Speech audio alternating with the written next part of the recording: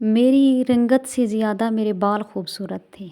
मेरा रंग गदमी था और कद भी इतना ज़्यादा लंबा नहीं था, लेकिन मेरे बाल बहुत ही खूबसूरत थे। जब मैं छोटी थी स्कूल जाया करती थी, अम्मी मेरे बाल वॉश करके मुझे कंघी करती और चुटिया करके भेजती थी स्कूल में। तो मैं अम्मी से कहती थी अम्मी मैंने खुले बाल लेके जाने हैं, लेकिन मेरी मामा सख्ती करती थी।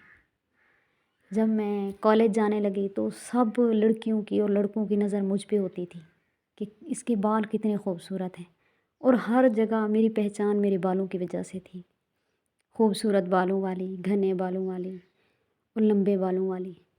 मेरा नाम भी तकरीबन यही मशहूर हो गया था, प्यारे बालों वाली। तो मुझे अपने बालों से बहुत पहले तो कभी नहीं इतना ज़्यादा हुआ था, लेकिन जब मुझे लोग कहने लगे, जब मेरी क्लास फेलोज़ कहने लगी कि आपके बाल बहुत प्यारे हैं, जब मेरी फ्रेंड्स मुझे कहती यार क्या करती हो, आपके बालों का इतना ज़्यादा अच्छे हैं, लंबे हैं, घने हैं, खूबसूरत हैं, और मुझ पे अट्रैक्टिव करते थे बाल मेरे। तो मैंने तब से अपने बालों को देखना शुरू किया। पहले मुझे किसी बात का इल्म नहीं था, लेकिन मेरी मामा मजाल है जो मुझे एक दिन भी कभी बाल खुले रखने देती। एक दिन मेरी दोस्त की शादी थी, तो मैंने अपनी अम्मी से कहा अम्मी मैंने जाना है, मेहंदी थी। मैं और मेरी सिस्टर तैयारी करके ना चली गई। साथ वाली हमसाई मेरी दोस्त थी। तो जब हम गए, मैं इधर से तो कैचर लगा के गई। जब मैं वहाँ गई तो मैंने वो कैचर उतार लिया और बैग में डाल लिया। तब मैं अपनी दोस्तों के साथ और सबके साथ मिलती रही, घुलती रही, खाना खाया। फिर जब हम घर वापस आने लगे तो मुझे याद ही नहीं रहा कि मैं दोबारा बाल बांध लूँ, अम्मी गुस्सा करेंगी। जब मैं घर आई तो मेरे वैसे बाल खुले हुए थे।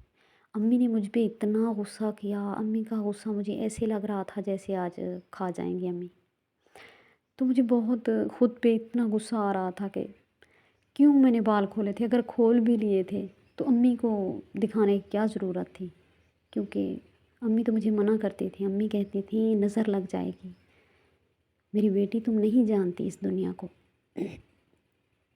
तो मैंने कहा अच्छा। मैं जब रात को सो गई और हम आपस में बहनें बातें करते रहीं कि ऐसे कितना खूबसूरत माहौल था, खाना अच्छा था, कैसे लोग थे, कैसी लड़कियां थीं, कैसी वो लग रही थी। तो हम सुबह उठे, अम्मी से कहा कि अब तो शादी पे जाएं।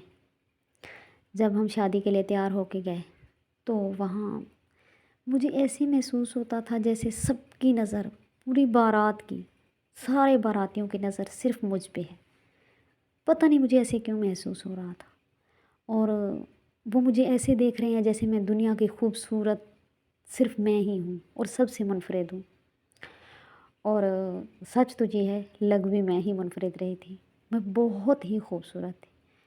तो हमने खाना वगैरह खाया, अपनी दोस्त को रुखसत करके ना हम घर आ गए। जब मैं घर आई तो मैं शीशे के सामने खड़े होके ना बालों को सेट करने लगी। तो मुझे ऐसे लगा जैसे मेरे बालों में कोई उंगलियां फेर रहा है। तो मैंने ऐसे महसूस किया कि पता नहीं कौन है।